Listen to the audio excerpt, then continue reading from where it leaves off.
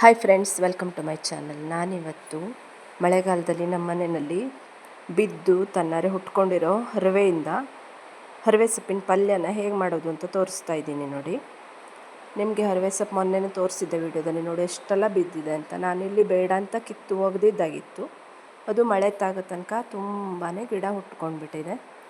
ತುಂಬ ಚೆನ್ನಾಗಾಗಿದೆ ನೋಡಿ, ಎಷ್ಟು ಚೆನ್ನಾಗಿ ಕಾಣಿಸ್ತಾ ಇದೆ ಅಂತ. ನೋಡಿ ಎಷ್ಟು ಚೆನ್ನಾಗಿ ಕಾಣಿಸ್ತಾ ಇದೆ. ಈಗ ಇದರಿಂದ ನಾನು ಹರವೆ ಸೊಪ್ಪಿನ ಪಲ್ಯನ ಮಾಡೋದು ತೋರಿಸ್ತಾ ಇದ್ದೀನಿ. ತುಂಬ ಬೇಗ ಆಗುತ್ತೆ, ಸಿಂಪಲ್ಲಾಗಿ ಪಲ್ಯ ಮಾಡ್ಬೋದು ಇದನ್ನು. ನೋಡಿ, ಇದು ಕೆಂಪು ಹರವೆ ಮತ್ತು ಗೋಕರ್ಣ ಹರವೆ ಅಂತ ಹೇಳ್ತೀವಿ ನಾವು. ಇದು ತುಂಬ ಒಂದು 4-5 ಫೀಟ್ ಎತ್ತರದವರೆಗೂ ಬೆಳೆಯುತ್ತೆ, ಚೆನ್ನಾಗಿ ಗೊಬ್ಬರ ಹಾಕಿದ್ರೆ. ನೋಡಿ ಇದೆಲ್ಲ ಗಿಡಗಳು ಹೇಗಾಗಿದೆ ಅಂತ ತೋರಿಸ್ತಾ ಇದ್ದೀನಿ. ಮೊನ್ನೆ ವಾಟೆ ಸರಡ್ನಲ್ಲಿ ಹೇಗೆ ನಾವು ಬಳ್ಳಿನ ಹಬ್ಬಿಸ್ತೀವಿ ಅಂತ ಹೇಳಿದ್ನಲ್ಲ, ನೋಡಿ ಹೇಗೆ ಹಬ್ಬಿದೆ ಅಂತ ತೋರಿಸ್ತಾ ಇದ್ದೀನಿ, ಎಷ್ಟು ಚೆನ್ನಾಗಿ ಹಬ್ಕೊಂಡಿದೆ ಅಂತ. ಬೇಗನೆ ತನ್ನಾರೆ ಹಬ್ಕೊಂಡು ಬಿಡುತ್ತೆ ನಾವು ಹೀಗೆ ಸರಡು ಕೊಟ್ಟಿದ ತಕ್ಷಣ. ನೋಡಿ ಎಷ್ಟು ಚೆನ್ನಾಗಿ ಕಾಣಿಸ್ತಾ ಇದೆ ಅಂತ. ನೋಡಿ ಎಷ್ಟು ಸೂಪರಾಗಿದೆ ಅಂತ. ಹಾಗೆ ನೋಡಿ, ನಾನು ಮಳೆಗಾಲದಲ್ಲಿ ಹೂವಿನ ಗಿಡ ಮತ್ತು ತರಕಾರಿಗೆ ಅಂತ ಮಣ್ಣನ್ನು ಸ್ಟೋರ್ ಮಾಡಿ ಇಟ್ಕೊಳ್ತೀನಿ. ಮಳೆಗಾಲದಲ್ಲಿ ಮಣ್ಣು ನಂಜಾಗಿಬಿಡತ್ತೆ, ಅದರಲ್ಲಿ ನೀವು ಯಾವುದಾದ್ರೂ ನೆಟ್ಟಿದ್ರೆ ಅದು ಚೆನ್ನಾಗಾಗೋದಿಲ್ಲ ಮತ್ತು ಅಂಟಂಟಾಗಿಬಿಡುತ್ತೆ. ಹಾಗಾಗಿ ನಾನು ಮಣ್ಣನ್ನು ಸ್ಟೋರ್ ಮಾಡಿ ಇಟ್ಕೊಳ್ತೀನಿ. ಇದು ನಮ್ಮ ಮನೆಯಲ್ಲಿ ಕೊಟ್ಟಿಗೆ ತೊಳೆದು ನೀರು ಹೋಗೋ ಜಾಗದಲ್ಲಿ ಇರೋ ಮಣ್ಣು, ಅದನ್ನು 1-2 ಬುಟ್ಟಿ, ಹಾಗೆ ಸುಡು ಮಣ್ಣನ್ನು 1-2 ಬುಟ್ಟಿ ಹಾಕಿ ಮಿಕ್ಸ್ ಮಾಡಿ ನಾನು ಗಿಡಗಳನ್ನು ನೆಡ್ತೀನಿ. ನೋಡಿ ಇಲ್ಲೆಲ್ಲ ಕೊಟ್ಟೆಗಳು ಬಿದ್ಕೊಂಡಿವೆ. ಅದ್ರ ಜೊತೆಯಲ್ಲಿ ಕೋಕೋಫೀಟ್ ಅಂತ ಹೇಳ್ತಾರಲ್ಲ, ನಾವು ಕೋಕೋಫೀಟನ್ನು ಬಳಸೋದಿಲ್ಲ. ಒರಿಜಿನಲ್ಲಾಗಿ ತೆಂಗಿನ ಸಿಪ್ಪೆ ಇರುತ್ತಲ್ಲ, ಸಿಪ್ಪೆ ಅಂದರೆ ಜೂಬು, ಕಾಯಿಗೆ ಇರೋ ಜೂಬನ್ನು ತೆಗೆದಿಟ್ಕೊಂಡು ಅದನ್ನು ಬಳಸ್ತೀವಿ. ನೋಡಿ ಇದು ಸುಡು ಮಣ್ಣು. ಹಾಗೆ ಅದರ ಜೊತೆಯಲ್ಲಿ ಚಾಲಿ ಸಿಪ್ಪೆನ ಮಿಷನಲ್ಲಿ ಸುಲಿದಿರ್ತಾರಲ್ಲ, ಆ ಸಿಪ್ಪೆನ ಕೂಡ ಬಳಸ್ತೀನಿ. ಇವೆಲ್ಲನೂ ಮಿಕ್ಸ್ ಮಾಡಿ ನಾವು ಸೇವಂತಿಗೆ ಗಿಡ, ಗುಲಾಬಿ ಗಿಡ ನೆಡೋದ್ರಿಂದ ತುಂಬಾ ಚೆನ್ನಾಗಿರುತ್ತೆ. ನೋಡಿ ಯಾವ ಥರ ಮಳೆ ಹೋಯ್ತಾ ಇದೆ ಅಂತ. ನಾನು ಅದಕ್ಕೆ ಒಳಗಡೆ ಹೋಗಿ ವಿಡಿಯೋ ಮಾಡೋದಕ್ಕಾಗಲಿಲ್ಲ. ನಮ್ಮನೆ ರಾಮ ಇಷ್ಟು ಮಾತ್ರ ಮಾಡಿಟ್ಟಿದ್ದಾನೆ, ಇನ್ನು ಅದಕ್ಕೆ ಗುಟ್ಟನೂ ಕೊಡಬೇಕು ಡೇರೆ ಗಿಡಕ್ಕೆ. ನಾನು ಹೋಗಲಿಕ್ಕೆ ಆಗಲಿಲ್ಲ, ನನಗೆ ಹುಷಾರೂ ಇರಲಿಲ್ಲ. ಮತ್ತು ನೋಡಿ, ಇದು ನಮ್ಮನೆ ಜೇನು ಪೆಟ್ಟಿಗೆ. ಜೇನು ಹುಳುಗಳು ಸಹ ಮಳೆಯಿಂದ ತುಂಬ ತೊಂದರೆ ಅನುಭವಿಸ್ತವೆ, ಆಹಾರ ಸಿಗದೇನೆ. ಹಾಗಾಗಿ ಅಲ್ಲೇ ಹೊರಗಡೆ ಹೋಗೋಕ್ಕಾಗದೆ ಅಲ್ಲೇ ಸುತ್ತಾಡ್ತಾ ಇವೆ.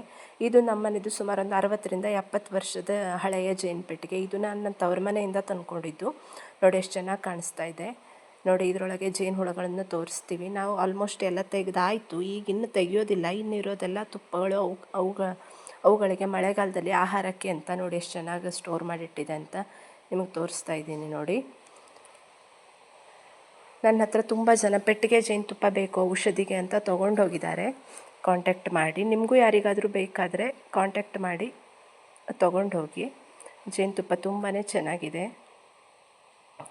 ನೋಡಿ ಎಷ್ಟು ಚೆನ್ನಾಗಿದೆ ಅಂತ. ಇದು ತುಂಬ ಹಳೆಯ ಜೇನು ಪೆಟ್ಟಿಗೆ. ಇದು ಯಾವುದರಿಂದ ಮಾಡಿದರು ಅಂತ ನನಗೆ ಕೂಡ ಗೊತ್ತಿಲ್ಲ, ಆದರೆ ಇದು ತುಂಬಾ ಹಳೆಯದು. 60-70 ವರ್ಷ ಆಗಿರ್ಬೋದು ಅಂತ ನನ್ನ ಅನಿಸಿಕೆ, ನನಗೂ ಗೊತ್ತಿಲ್ಲ. ಇದರಲ್ಲಿ ಜೇನು ಪೆಟ್ಟಿಗೆ ತುಂಬಾ ಎತ್ತರ ಇರೋದ್ರಿಂದ, ಮತ್ತು ಇದು ಸಂಸಾರ ಕೋಣೆ ಮಾತ್ರ ಇದೆ. ಸೂಪರನ್ನು ತೆಗೆದಿದ್ದೀವಿ. ಸೂಪರ್ ಹಾಕಿದ್ರೆ ಇದ್ರ ಡಬಲ್ ಎತ್ತರ ಆಗುತ್ತೆ, ತುಂಬ ದೊಡ್ಡದಿರುತ್ತೆ ಇದು ಹಳೆ ಪೆಟ್ಟಿಗೆ. ನೋಡಿ ಮಣ್ಣನ್ನೆಲ್ಲ ತೋರಿಸ್ತಾ ಇದ್ದೀನಿ. ಈ ಮಣ್ಣಲ್ಲಿ ನಾವು ಯಾವ ಗಿಡ ನೆಟ್ಟರೂ ತುಂಬಾ ಚೆನ್ನಾಗಿರುತ್ತೆ. ಮತ್ತು ಸ್ವಲ್ಪ ಮರಳನ್ನು ಮಿಕ್ಸ್ ಮಾಡ್ಕೊಳ್ತೀನಿ ಇದ್ರ ಜೊತೆ, ಇಲ್ಲೇ ಇಟ್ಕೊಂಡಿದ್ದೀನಿ ನೋಡಿ, ನಿಮ್ಗೆ ಕಾಣಿಸ್ತಾ ಇರ್ಬೋದು.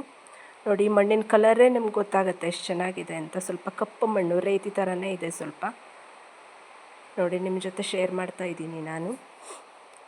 ನೋಡಿ ಇದು ಚಾಲಿ ಸಿಪ್ಪೆ ಜೂಬು, ಇದನ್ನು ಮಿಕ್ಸ್ ಮಾಡಿ ನಾನು ಕೊಟ್ಟೆ ತುಂಬ್ತೀನಿ. ತುಂಬಾ ಚೆನ್ನಾಗಾಗುತ್ತೆ. ಇದರಿಂದ ಒಳಗಡೆ ಗಾಳಿ ಆಡೋ ಹಾಗಿರುತ್ತೆ ಕೊಟ್ಟೆಗಳಲ್ಲಿ, ಸೇವಂತಿಗೆ ಗಿಡದ ಕೊಟ್ಟೆಗಳಲ್ಲಿ. ಇದರಿಂದ ನಮಗೆ ಅದು ಎಳ್ಳನ್ನು ಹೊಡೆಯೋದಕ್ಕೆ ತುಂಬಾ ಅನುಕೂಲ ಆಗುತ್ತೆ. ತುಂಬ ಲೈಟ್ ವೆಯ್ಟ್ ಆಗಿರುತ್ತೆ ಕೊಟ್ಟೆಗಳು. ನೋಡಿ ಎಷ್ಟು ಚೆನ್ನಾಗಿ ಕಾಣಿಸ್ತಾ ಇದೆ ಅಂತ. ಹರವೆ ಗಿಡ ತುಂಬಾ ಹುಟ್ಟಿದೆ. ಮಳೆ ಕೂಡ ತುಂಬ ಬರ್ತಾ ಇರೋದ್ರಿಂದ. ನೋಡಿ ಇದು ಜೇನುತುಪ್ಪ. ನಿಮ್ಗೆ ಯಾರಿಗಾದರೂ ಬೇಕಾದರೆ ನನ್ನನ್ನು ಕಾಂಟ್ಯಾಕ್ಟ್ ಮಾಡಿ. ನೋಡಿ ಎಷ್ಟು ಚೆನ್ನಾಗಿದೆ ಅಂತ. ಪ್ಯೂರ್ ಜೇನುತುಪ್ಪ ಪೆಟ್ಟಿಗೆ ಇದು. ತುಂಬ ಜನ ತೊಗೊಂಡು ಹೋಗಿದ್ದಾರೆ, ಔಷಧಿಗೆ ಅಂತ ಕೇಳಿ ಪಡ್ಕೊಂಡು ಹೋಗ್ತಾರೆ. ಇದರಲ್ಲಿ ಏನು ಮಿಕ್ಸೆಡ್ ಏನೂ ಇರೋದಿಲ್ಲ, ಎಷ್ಟು ದಿನ ಇಟ್ಟರೂ ಹಾಳಾಗೋದಿಲ್ಲ. ನೋಡಿ ಎಷ್ಟು ಚೆನ್ನಾಗಿದೆ ಅಂತ. ಸೂಪರಾಗಿದೆ ಅಲ್ವಾ? ನೋಡಿ ಎಷ್ಟು ಚೆನ್ನಾಗಿ ಕಾಣಿಸ್ತಾ ಇದೆ ಅಂತ. ಈಗ ನೋಡಿ ನಾನು ಅಲ್ಲಿ ಕಿತ್ಕೊಂಡು ಬಂದಿರೋ ಹರವೆ ಸೊಪ್ಪಿನ ಪಲ್ಯನ ಹೇಗೆ ಮಾಡಿದ್ದೀನಿ ಅಂತ ತೋರಿಸ್ತಾ ಇದ್ದೀನಿ. ನೋಡಿ ಎಷ್ಟು ಚೆನ್ನಾಗಿ ಕಾಣಿಸ್ತಾ ಇದೆ ಅಂತ. ಸಿಂಪಲ್ ಆಗಿರೋ ಪಲ್ಯ, ತುಂಬ ಟೇಸ್ಟಾಗಿರುತ್ತೆ. ನೋಡಿ ಇದನ್ನು ಹೇಗೆ ಮಾಡಿದ್ದೀನಿ ಅಂತ ತೋರಿಸ್ತೀನಿ. ಅದಕ್ಕೂ ಮೊದಲು ನಿಮಗೆ ವಿಡಿಯೋ ಇಷ್ಟ ಆಗ್ತಾಯಿದ್ರೆ ಲೈಕ್ ಮಾಡಿ, ಶೇರ್ ಮಾಡಿ, ಕಾಮೆಂಟ್ ಮಾಡಿ. ನನ್ನ ಚಾನಲ್ಗೆ ಸಬ್ಸ್ಕ್ರೈಬ್ ಆಗಿ. ನೋಡಿ ಹರಿವೆ ಸೊಪ್ಪಿನ ಪಲ್ಯ.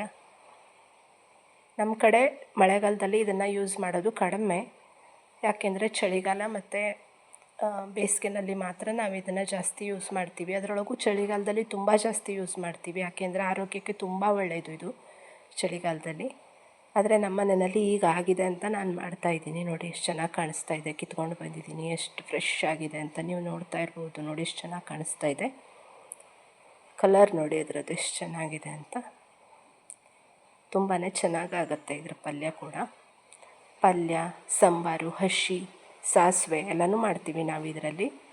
ನೋಡಿ ಇದನ್ನು ಚಿಕ್ಕದಾಗಿ ಹೆಚ್ಚಿಟ್ಕೊಂಡಿದ್ದೀನಿ, ಎಷ್ಟು ಚೆನ್ನಾಗಿ ಕಾಣಿಸ್ತಾ ಇದೆ ಅಂತ. ಈಗ ಒಂದು ಬಾಣಲೆಗೆ ಎಣ್ಣೆ ಹಾಕ್ತಾಯಿದ್ದೀನಿ. ಎಣ್ಣೆ ಜೊತೆ ಸಾಸಿವೆ, ಹಸಿಮೆಣಸು, ನೋಡಿ ಹಸಿಮೆಣಸು ಹಾಕ್ತಾಯಿದ್ದೀನಿ. ಈಗ ಸಾಸಿವೆ ಕಾಳನ್ನು ಹಾಕ್ತೀನಿ ಮತ್ತು ಒಂದೆರಡು ಒಣಮೆಣಸನ್ನು ಹಾಕ್ತೀನಿ. ಇದು ಸುಮ್ಮನೆ ಟೇಸ್ಟ್ಗಷ್ಟೇ. ನೋಡಿ ಸಾಸಿವೆ ಕಾಳು ಒಂದೆರಡು ಹಾಕ್ತಾಯಿದ್ದೀನಿ, ಒಂದು ಅರ್ಧ ಸ್ಪೂನ್ ಸಾಸಿವೆ ಕಾಳು. ನೋಡಿ ಇದೆಲ್ಲನೂ ಚೆನ್ನಾಗಿ ಫ್ರೈ ಮಾಡಿ ಒಂದು ಬೆಳ್ಳುಳ್ಳಿನ ಜಪ್ಪಿ ಇದ್ರ ಜೊತೆನೇ ಆ್ಯಡ್ ಮಾಡ್ತಾಯಿದ್ದೀನಿ. ಹಾಗೆ ಈಗ ಹೆಚ್ಚಿಟ್ಕೊಂಡಿರೋ ಸೊಪ್ಪನ್ನು ಹಾಕ್ತಾಯಿದ್ದೀನಿ.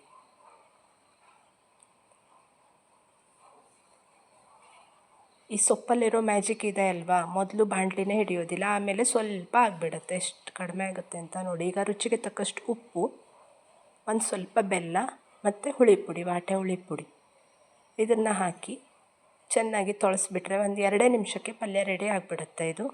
ಯಾಕಂದರೆ ಈ ಸೊಪ್ಪು ತುಂಬ ಎಳೆಯತ್ತಾಗಿದೆ. ನೋಡಿ ಬೆಲ್ಲನ ಎಷ್ಟು ಗಟ್ಟಿಯಾಗಿದೆ ಅಂತ ಹಾಕ್ತಾಯಿದ್ದೀನಿ. ಇದು ನಮ್ಮ ಕಡೆ ಕೋಣನ ಕಟ್ಟೆ ಬೆಲ್ಲ ಅಂತಲೇ ಸಿಗುತ್ತೆ, ಸ್ವಲ್ಪ ಕಾಸ್ಟ್ಲಿ ಕೂಡ. ಆದರೆ ನಾವು ಇದು ಹವ್ಯಕರ ಬೆಲ್ಲ ಇಲ್ಲದೇ ಅವರ ಊಟ, ಹಸಿರಿಗೆ, ತಿಂಡಿ ಯಾವುದೂ ಆಗೋದಿಲ್ಲ. ನೋಡಿ ಎಷ್ಟು ಚೆನ್ನಾಗಾಯಿತು ಪಲ್ಯ ಅಂತ. ಒಂದು 5 ನಿಮಿಷದಲ್ಲಿ ಇದು ಕಡಿಮೆ ಆಗಿ ಸುಗ್ಗೋಗಿಬಿಡತ್ತೆ. ನೋಡಿ ಆ ಪಲ್ಯ ರೆಡಿ ಆಯಿತು ನಮ್ಮದು. ಈಗ ಇದಕ್ಕೆ ಒಂದು ಮುಷ್ಟಿ ಕಾಯಿ ತುರಿ ಮತ್ತು ಒಂದು ಮುಷ್ಟಿ ಈರುಳ್ಳಿನ ಆ್ಯಡ್ ಮಾಡಿದ್ರೆ ನಮ್ಮ ಪಲ್ಯ ರೆಡಿ ಆಗುತ್ತೆ. ನೋಡಿ ಈರುಳ್ಳಿನ ಹಾಕಿಬಿಟ್ಟೆ. ಈಗ ಕಾಯಿ ತುರಿ ಕೂಡ ಹಾಕ್ತಾಯಿದ್ದೀನಿ. ಎರಡನ್ನೂ ಇದರ ಜೊತೆನೇ ಚೆನ್ನಾಗಿ ಫ್ರೈ ಮಾಡಿ. ನೋಡಿ ಎಷ್ಟು ಚೆನ್ನಾಗಿ ಕಾಣಿಸ್ತಾ ಇದೆ ಅಂತ ಅಲ್ವಾ. ಬಿಸಿ ಬಿಸಿ ಹರಿವೆ ಸೊಪ್ಪಿನ ಪಲ್ಯ ರೆಡಿ. ಯಾರ್ಯಾರಿಗೆಲ್ಲ ಈ ರೆಸಿಪಿ ಇಷ್ಟ ಆಯಿತು ಅಂತ ಕಾಮೆಂಟ್ ಮಾಡಿ ತಿಳಿಸಿ. ಹಾಗೆ ಹರಿವೆ ಸೊಪ್ಪು ಯಾರಿಗೆ ಇಷ್ಟ ಅನ್ನೋದನ್ನು ಕಾಮೆಂಟ್ ಮಾಡಿ ತಿಳಿಸಿ. Thank you.